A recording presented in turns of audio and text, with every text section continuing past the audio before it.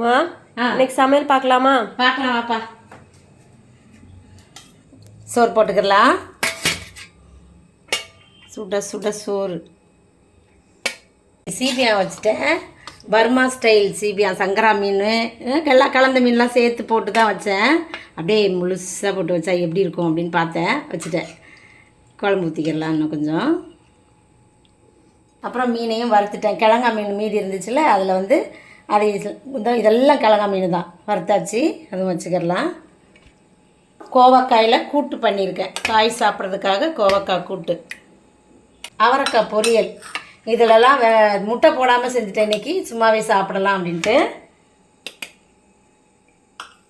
அப்புறம் முட்டை ஆம்லேட் போட்டு வச்சாச்சு. ஆனியன் போட்டு எடுத்து வச்சுக்கலாம். பிளேட்டில் இடம் பத்தாது. ரசமும் வச்சாச்சு. இதான் இன்றைக்கி நம்ம வீட்டு சமையல். இன்றைக்கி பிறந்த நாள், திரும்ப நாள் கொண்டாடுற எல்லாருக்கும் வாழ்த்துக்கள் சொல்கிறேன், ப்ரேயர் பண்ணிக்கிறேன். எல்லோரும் சந்தோஷமாக இருங்க. நம்ம செல்லப்பிள்ளை சால்வி சேனலை சப்ஸ்கிரைப் பண்ணி லைக் போட்டுட்டு வீடியோ பாருங்கள். அடுத்த வீடியோவில் பார்க்கலாம். பாய்.